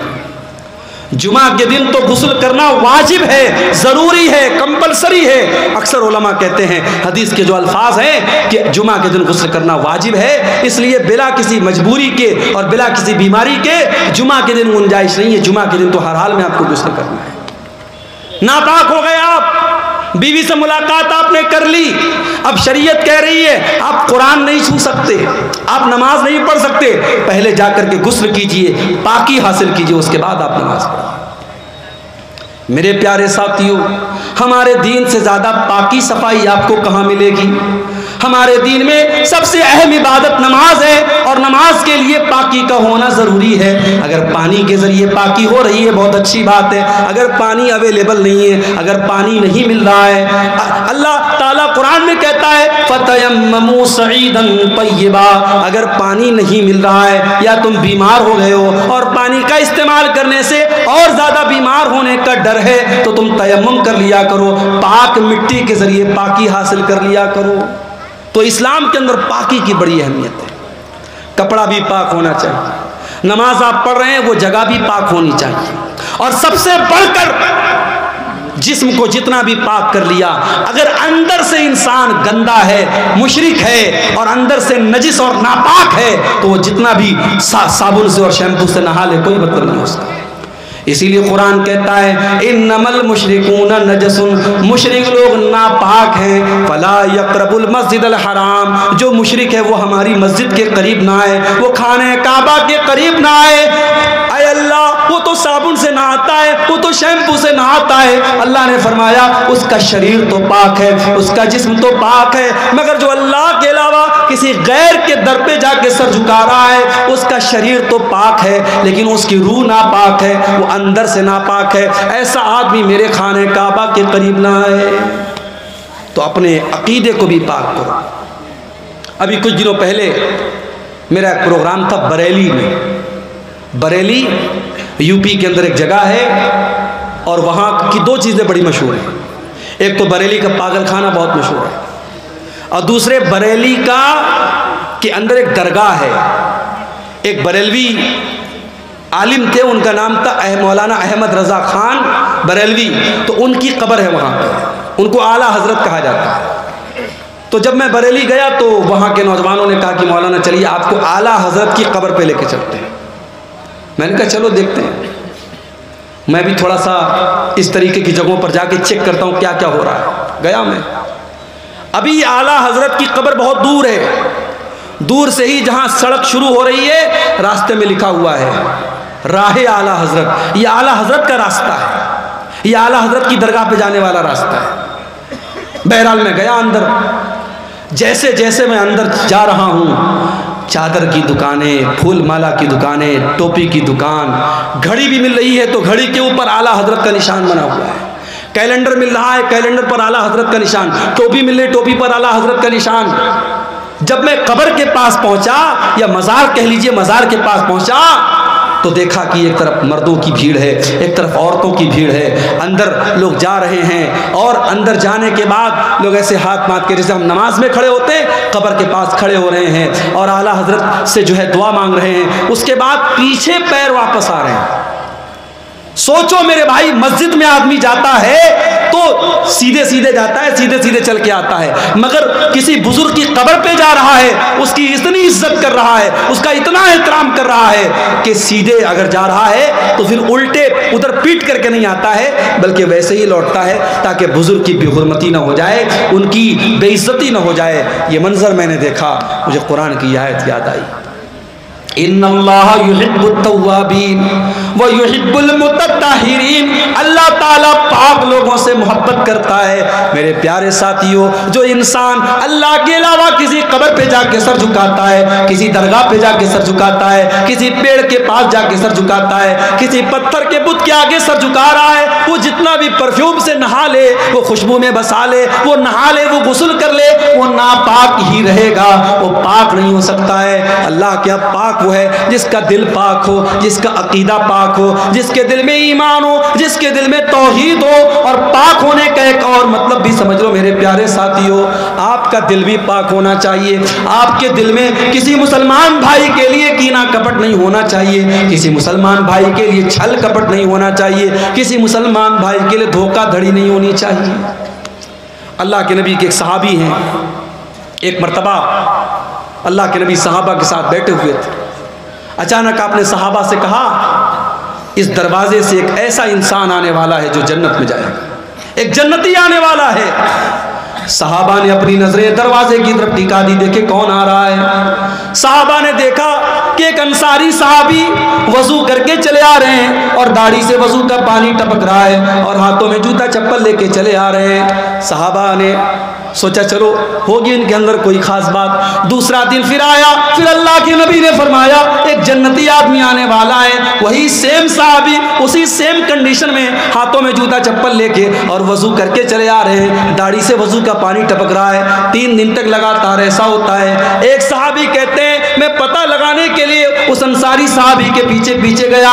जब वो अपने घर में जाने लगे, मैंने कहा मेरे अंसारी भाई, मेरे बाप से झगड़ा हो गया है और मैंने कसम खाई है मैं 3 दिन तक अपने बाप के घर में नहीं जाऊंगा। ऐ मेरे अंसारी भाई, क्या 3 दिन तक आप मुझे अपना मेहमान बना लेंगे, क्या अपने साथ अपने घर में रखेंगे? अंसारी साहबी ने कहा कोई बात नहीं, आप 3 दिन तक मेरे मेहमान बन जाइए। मेरी प्यारी माँ बहनों, आज घर में मेहमान आता है, बहुत सारी औरतों के पेशानी पर बल पड़ जाता है, बहुत सारी औरतों के माथे पर बल आ जाता है। ये मेहमान कहाँ से आ गए, ये मुसीबतें कहाँ से आ गई? शायर कहता है अल्लाह मेरे रिस्क की बरकत न चली जाए, अल्लाह मेरे रिस्क की बरकत न चली जाए, 2 रोज से घर में कोई मेहमान नहीं है। मेहमान मेहमान बरकत लेके आता है। मेहमान अगर आपके घर में आया है, उसकी बेइज्जती न करना, उसकी तौहीन न करना, उसकी खिदमत में कमी न करना। अगर करोगे तो ये भी ईमान की कमी की निशानी है। अंसारी साहबी ने एक बार जा करके अपनी बीवी से नहीं पूछा कि खाना बना है कि नहीं बना है, कितना बना है, अनाज घर में है कि नहीं, तेल घर में है कि नहीं। सहाबा किराम के मकानात बड़े छोटे छोटे थे मगर दिल बहुत बड़ा था। अंसारी साहबी ने 1 मिनट सोचे बगैर कहा कि ऐ मेरे भाई कोई बात नहीं, आप आ जाइए मेरे घर में, आप मेहमान बन जाइए। सहाबी गए, 3 दिन तक अंसारी साहबी के घर में रहे और 3 दिन जब उन्होंने गुजारा तो देखा कि जितनी नमाज हम पढ़ते हैं वो भी पढ़ते हैं, जितनी नेकी हम करते हैं वो भी करते हैं, कोई खास बात नहीं है, कोई स्पेशल बात नहीं है।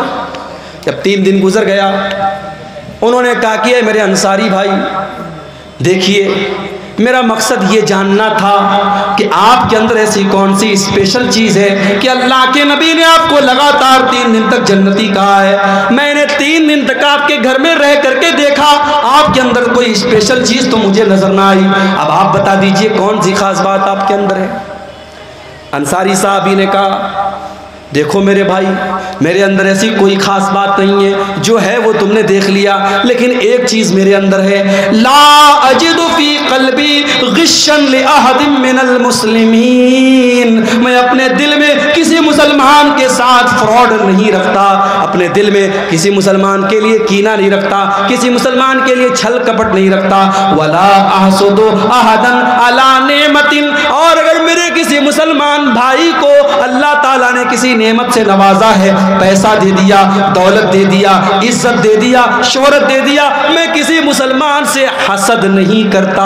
आज समाज को देख लो, भाई भाई से हसद कर रहा है, भाई भाई से हसद कर रहा है, पड़ोसी पड़ोसी से हसद कर रहा है, साड़ू साड़ू से हसद कर रहा है, रिश्तेदार रिश्तेदार से हसद कर रहा है। मेरे प्यारे साथियों, अल्लाह ताला को पाक साफ लोग पसंद हैं। अगर आप चाहते हैं अल्लाह आपसे मोहब्बत करे, अपने दिल को छल कपट से पाक कर लो, अपने दिल को हसद से पाक कर लो और आगे बढ़िए। अल्लाह को एक और चीज़ बहुत पसंद है, और वो चीज़ क्या है? वो चीज़ है तवक्कुल करना, अल्लाह के ऊपर विश्वास करना, अल्लाह के ऊपर भरोसा करना। अल्लाह ने फरमाया, फैज़ा अज़मत फतवक्कल अलल्लाह इन्नल्लाह युहिब्बुल मुतवक्किलीन। ऐ नबी, जब आप किसी काम का फैसला कीजिए तो अल्लाह के ऊपर भरोसा कर लीजिए। अल्लाह ताला को ऐसे लोग पसंद है जो अल्लाह के ऊपर भरोसा करते हैं। आप लोग करते हैं कि नहीं भरोसा अल्लाह ताला के ऊपर? बोलें भाई, करते हैं आप? चलिए एक हदीस सुनाता हूं आपको, पता लग जाएगा कितना करते हैं। बुखारी शरीफ की रिवायत है, अल्लाह के नबी कहते हैं कि मुझे दिखाया गया मेरी उम्मत का मंजर। मैंने आसमान में देखा, बहुत बड़ी भीड़ मुझे नजर आई। मैंने समझा ये मेरी उम्मत के लोग हैं। मुझे बताया गया कि ये मूसा अलैहिस्सलाम की कौम के लोग हैं। फिर उसके बाद मैंने और देखा, आसमान के ऊपर चारों तरफ मुझे आदमी ही आदमी नजर आ रहे हैं, इंसान ही इंसान नजर आ रहे हैं। मैंने पूछा ये कौन लोग हैं? जवाब मिला, ये आपकी उम्मत के लोग हैं, ये आपकी उम्मत के लोग हैं, ये मुसलमान लोग हैं। और ये जितनी भीड़ आपको नजर आ रही है, इसमें 70,000 ऐसे लोग हैं जो बगैर हिसाब के और बगैर अजाब के जन्नत में जाएंगे। उनसे कोई हिसाब नहीं लिया जाएगा, उनको 1 मिनट के लिए अजाब भी नहीं दिया जाएगा, उनको डायरेक्ट जन्नत में डाला जाएगा। इतना बयान किया, अल्लाह के नबी ने चले गए। अब सहाबे किराम आपस में चर्चा करने लगे, डिबेट करने लगे, बहस करने लगे, गुफ्तगू करने लगे कि वो 70,000 कौन लोग होंगे जो बगैर हिसाब के और बगैर अजाब के डायरेक्ट जन्नत में जाएंगे। कुछ सहाबा ने कहा ये वो लोग होंगे जो ईमान की हालत में पैदा हुए, जिन्होंने जिंदगी में कभी शिर्क नहीं किया। सहाबा ने सोचा हम लोग तो पहले शिर्क करते थे, पहले गुनाह का काम करते थे, हम तो नहीं हो सकते, हमारी आने वाली नस्लें हो सकती हैं, हमारी औलाद हो सकती है। कुछ सहाबा ने कहा कि नहीं नहीं, ये वो लोग हैं जो अल्लाह के नबी के सहाबी हैं, जो अल्लाह के नबी के साथी हैं, जिन्होंने नबी का साथ दिया है। सहाबे किराम अपने अपने विचार को पेश करने लगे। इतने में अल्लाह के नबी वापस निकले। आपने पूछा क्या बात है, किस बात पर इतनी बहस हो रही है? आप लोगों की चर्चा का विषय क्या है? सहाबा ने कहा, अल्लाह के नबी, अभी आपने बयान किया 70,000 मुसलमान जन्नत में डायरेक्ट जाएंगे बगैर हिसाब के, बगैर हिसाब के। अरे अल्लाह के नबी, हम जानना चाहते हैं वो कौन लोग हैं। आपने फरमाया 70,000 बगैर हिसाब के जन्नत में जाने वालों के अंदर 4 क्वालिटी होगी, 4 चीजें होंगी। हुमुल्लज़ीना ला यस्तरकून वला यक्तबून वला यततय्यरून व अला रब्बिहिम यतवक्कलून। उनके अंदर 4 चीजें होंगी। पहली चीज, वो झाड़ फूक नहीं करवाते हैं। झाड़ फूक, दुआ पढ़ करके झाड़ फूक करना, दुआ पढ़ के किसी को फूकना, दम करना, इसको झाड़ फूक बोलते हैं। अब झाड़ फूक 2 तरह का होता है, एक सही एक गलत। सही क्या है? कुरान की आयतों को पढ़ के दम करना, नबी की सिखाई गई दुआओं को पढ़ के दम करना, ये सही है। गलत क्या है? कुछ अता पता नहीं उल्टी सीधी चीजें पढ़ के दम करना, कोई अंतर मंतर जंतर तंत्र मंत्र पढ़ के दम करना, ये गलत है। और आज बहुत सारे ढोंगी लोग हैं मार्केट के अंदर। बच्चे को नजर लग गई, हमारे गांव की औरतें जाती हैं, पता है उस इंसान के पास कोई नॉलेज नहीं है, कोई इल्म नहीं है, ढोंगी एक नंबर का है, नाटकबाज एक नंबर का है। बच्चे को लेके जाती है और करके वो दम कर देता है और ये समझती है साहब मेरा बच्चा ठीक हो गया, और उस बाबा की अकीदत इनके दिल में उतर जाती है। याद रखो मेरे भाई, दम करना और झाड़ फूक करना अगर कुरान से हो रहा है और नबी की दुआओं से हो रहा है तब तो जायज है, और अगर हराम चीजों से हो रहा है तो नाजायज है। और जो 70,000 लोग बगैर हिसाब के जन्नत में जाएंगे, उनकी पहचान ये होगी कि वो झाड़ फूक करवाते ही नहीं होंगे। क्या मतलब? मतलब ये कि वो खुद सीखते होंगे। एक होता है कि आप डॉक्टर के पास जाके इलाज करवाते हैं, और एक ये होता है कि आप खुद इलाज करना सीख लेते हैं। आप नबी की दुआओं को सीख लीजिए, आप कुरान की आयतों को सीख लीजिए। बच्चे को नजर लग जाए, बच्चा बीमार हो जाए, बड़ा सिंपल तरीका आपको बता रहा हूं, कुछ नहीं करना है। सूरह फातिहा पढ़ के दम कर दो, 7 बार सूरह फातिहा पढ़ दो। अल्लामा इब्न तैमिया ने लिखा है, अल्लामा इब्न क़य्यिम ने लिखा है कि सूरह फातिहा के अंदर बहुत सारी बीमारियों से शिफा है।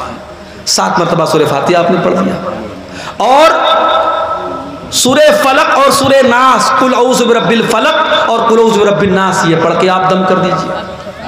इसी तरीके से अल्लाह के नबी ने एक दुआ सिखाई, उईज़ुका बिकलिमातिल्लाहि ताम्मा मिन कुल्लि शैतानिन व हाम्मा व मिन कुल्लि ऐनिन लाम्मा।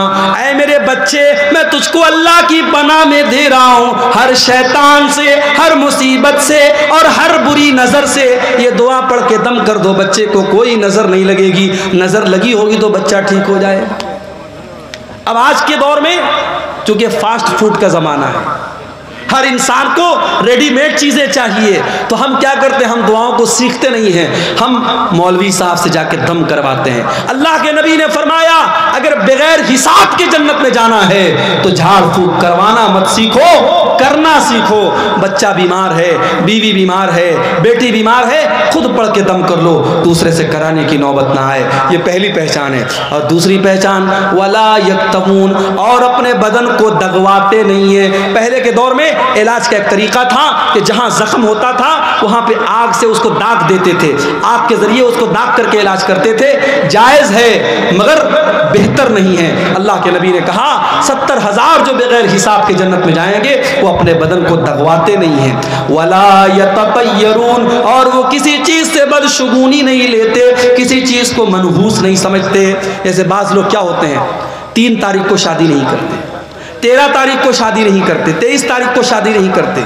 बाज़ लोग मुहर्रम में शादी नहीं करते। बाज़ लोग गाड़ी चला रहे हैं, सामने से बिल्ली गुजर गई तो ब्रेक मार देते हैं, नहीं साहब बिल्ली ने रास्ता काट दिया।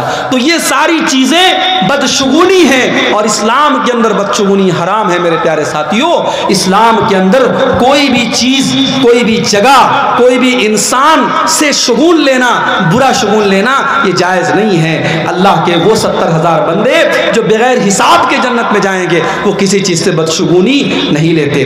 वअला रब्बिहिम यतवक्कलून, वो 70,000 लोग अल्लाह ताला के ऊपर भरोसा करते हैं, अल्लाह के ऊपर विश्वास करते हैं, अल्लाह के ऊपर यकीन रखते हैं। तो ये 4 चीज़ें अगर हम अपने अंदर पैदा कर लें तो हम उन खुशनसीब लोगों में शामिल हो सकते हैं जिनको बगैर हिसाब के अल्लाह ताला जन्नत में दाखिल करेगा।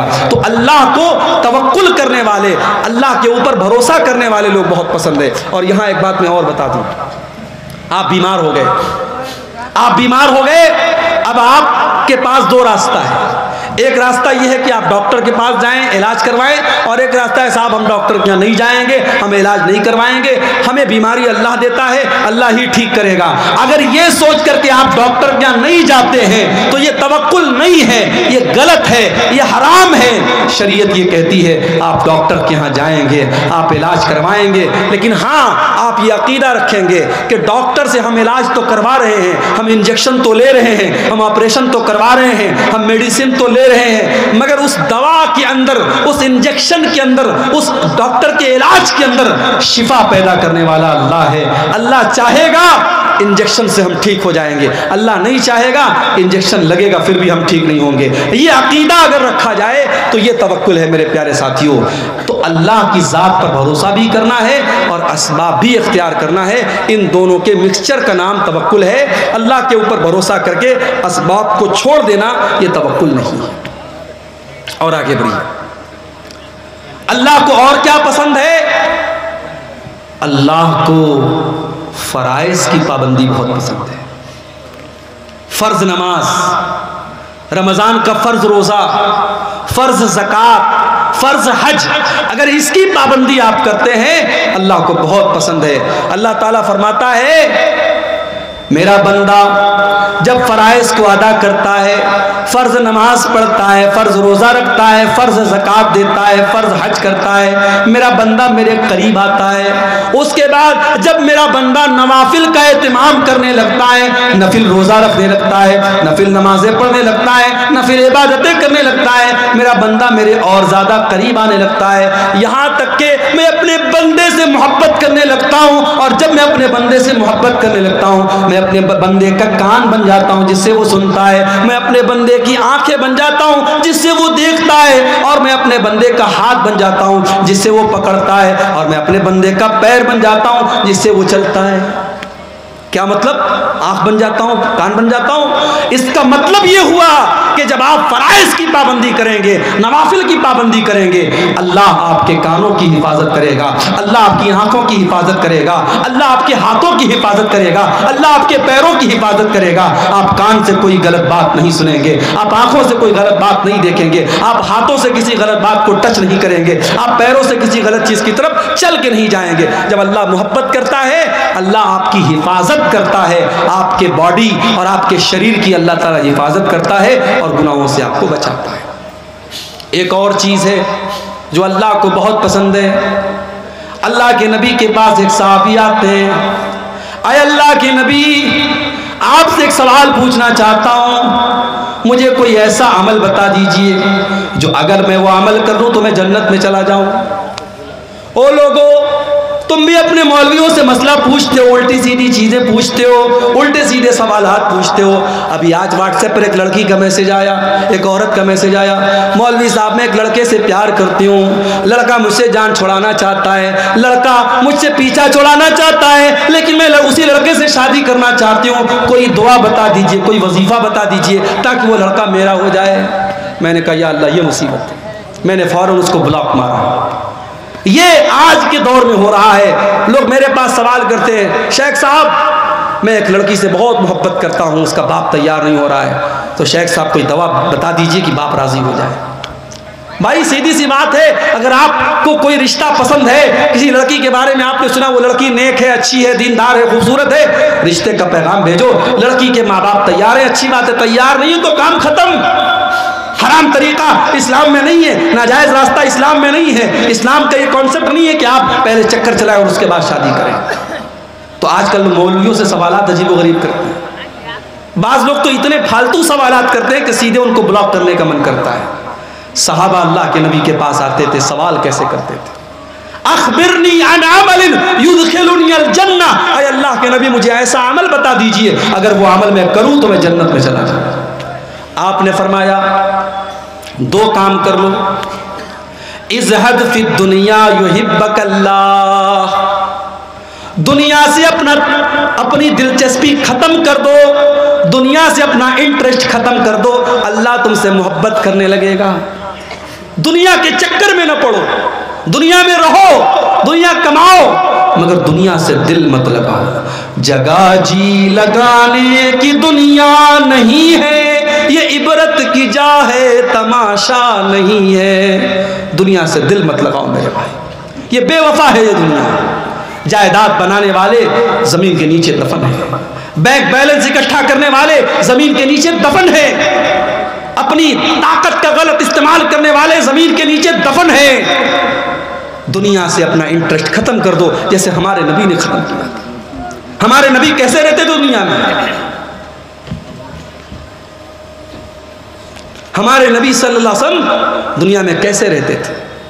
सहाबे किराम ने अल्लाह के नबी को देखा, आप एक चटाई पर लेटे हुए, मामूली सी चटाई पर लेटे हुए और पीठ पर चटाई के निशानात पड़े हुए हैं। आपने फरमाया, सहाबा ने कहा, अय अल्लाह के नबी आप चटाई पर लेटते हैं, आपकी पीठ पर यह निशान पड़ जाता है, हमें अच्छा नहीं लगता है। अय अल्लाह के नबी हमें इजाज़त दीजिए, हम आपके लिए गद्दे का इंतज़ाम कर दें, हम आपके लिए आरामदेह बिस्तर का इंतज़ाम कर दें। आपने फरमाया, नहीं नहीं ऐ मेरे सहाबा, माली वली दुनिया, मेरा दुनिया से क्या लेना देना है। मा अना इल्ला कराकिबिन इस्तज़ल्ला ताता शजरतिन, अरे मैं तो एक मुसाफिर की तरह हूँ। एक मुसाफिर जब सफर पे निकलता है, किसी पेड़ के नीचे आराम करने के लिए लेट जाता है, थोड़ी देर आराम करता है, फिर अपनी मंजिल की तरफ चला जाता है। ये दुनिया मेरी वक्ती आराम गाह है, ये दुनिया मेरी मंजिल नहीं है, मेरी मंजिल अल्लाह की आखिरत है, मेरी मंजिल जन्नत है।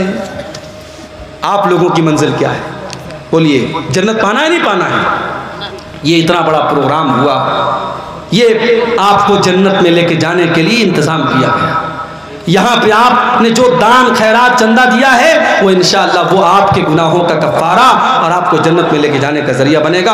आइए, रात का आखिरी टाइम है, जाते जाते अपनी माँ बहनों से भी कहना चाहूँगा, आपसे भी कहना चाहूँगा, जाते जाते अपनी जन्नत की तैयारी करके जाइए, इदारे के लिए ताउन करते हुए जाइए मेरे भाइयों। और मैं सबके लिए दुआ करता हूँ, अल्लाह जो भी इस इदारे को ताउन करके जाए, अल्लाह सबकी मग़फ़िरत फरमाए और सबको जन्नत का हकदार बनाए। तो अल्लाह के नबी ने फरमाया, अगर तुम ये चाहते हो कि अल्लाह तुमसे मोहब्बत करे तो दुनिया से बेरग़बत हो जाओ, दुनिया से अपना इंटरेस्ट खत्म कर लो। और अगर ये चाहते हो कि लोग मुझसे मोहब्बत करें तो लोगों से बेपरवाह हो जाओ, लालच मत करो, लोगों के हाथ और लोगों के पैसे की तरफ नजर मत डालो, लोगों से अपने आप को बेनियाज कर लो, लोग तुमसे मोहब्बत करने लगेंगे। लोग लालची लोगों से लोग मोहब्बत नहीं करते, लोग खुददार लोगों से मोहब्बत करते हैं। तो ये राज बताया अल्लाह के नबी ने। और एक आखिरी चीज़ बयान कर रहा हूँ, मैं समझ रहा हूँ कि आपका सब्र और रात का आखिरी टाइम है, सब्र और बर्दाश्त की इंतहा हो रही है, काफ़ी देर से आप किताब सुन रहे हैं। एक आखिरी चीज़ बयान करके बात खत्म करता हूँ। अल्लाह ताला को ऐसे लोग भी बहुत पसंद है मेरे प्यारे साथियों, जो अल्लाह की राह में जिहाद करते हैं, जो मौका पड़ने पर अल्लाह की राह में अपना सब कुछ कुर्बान कर देते हैं। अल्लाह ने फरमाया सूरह सफ के अंदर कुरान के 28वें पारे में, इन्नल्लाहा युहिब्बुल लज़ीना युक़ातिलूना सफ़्फ़न कअन्नहुम बुनियानुम मरसूस। अल्लाह ताला उन लोगों से मोहब्बत करता है जो अल्लाह की राह में। क्या है? साहिल आलम साहब ने ये 500 रुपये का चंदा दिया है। अल्लाह इनके इस चंदे को कबूल फरमाए, अल्लाह इनकी दुनिया और आखिरत में इनको कामयाब करे। मेरे प्यारे साथियों, आइए और जाते जाते इस इदारे को ताउन करके जाइए। अल्लाह आपके चंदे को, आपके दान को कबूल फरमाए। अल्लाह ताला को वो लोग पसंद हैं जो अपनी जान, अपना माल, अपना टाइम अल्लाह की राह में कुर्बान करते हैं। अगर आप अल्लाह की राह में कुछ कुर्बान नहीं करते तो कम से कम दिल में ये तमन्ना रखो, अगर मौका पड़ा तो हम जान कुर्बान कर देंगे। अल्लाह के नबी फरमाते हैं, लवदितु अन उक़्तला फ़ी सबीलिल्लाह, मेरी तमन्ना है, मेरी आरज़ू है कि मैं अल्लाह की राह में कत्ल कर दिया जाऊँ, सुम्मा उहया, और फिर अल्लाह मुझे दोबारा ज़िंदगी दे, सुम्मा उक़्तल, और फिर मैं कत्ल कर दिया जाऊँ, बार बार मैं कत्ल किया जाऊँ और बार बार मुझे जिंदा किया जाए। ये शीश मोहम्मद भाई ने 500 रुपये का ताउन पेश किया है। अल्लाह इनके चंदे को भी कबूल फरमाए। मेरे प्यारे साथियों, अल्लाह के नबी सल्लल्लाहु अलैहि वसल्लम तमन्ना कर रहे हैं, क्या हमारे दिल में ये तमन्ना है? क्या हमारे दिल में ये आरजू है? आइए ये तड़प और ये आरजू भी हम अपने अंदर पैदा करें, अल्लाह के दीन के लिए, अल्लाह की रज़ा के लिए। हमसे सद्दाम हुसैन भाई ने 500 रुपये का ताउन पेश किया है। अल्लाह इनके चंदे को भी कबूल फरमाए। मेरे प्यारे साथियों, अल्लाह के दीन के लिए कुर्बानी करने का जज्बा पैदा कीजिए। ये जज्बा भी बहुत बड़ी चीज़ है। आप कुछ नहीं करते, अगर ये जज्बा है तो वक्त पड़ने पर आप दीन के लिए बहुत कुछ कर सकते हैं। आइए हम अल्लाह से दुआ करें, रब्बुल आलमीन हमने जो सुना है, जो हम तुझे राज़ी करने वाले और तेरे महबूब जो अमाल हमने सुने हैं, अल्लाह उन अमाल को अपने अंदर पैदा करने की हम सबको तौफीक अता फरमाए। रब्बुल आलमीन हमें जब तक दुनिया में ज़िंदा रखे, इस्लाम पर ज़िंदा रखे। ये एक भाई ने 100 रुपये का ताउन पेश किया है, अल्लाह इनके चंदे को भी कबूल फरमाए।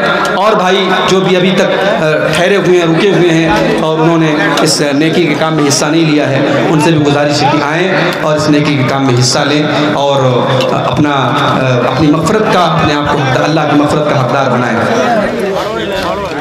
अब इजाज़त दीजिए, अल्लाह ताला से हम दुआ करते हैं अल्लाह हम सबको कहने सुनने से ज़्यादा अमल करने की तौफ़ीक़ अता फ़रमाए और इंशाअल्लाह फिर कभी ज़िंदगी रही फिर मुलाकात होगी।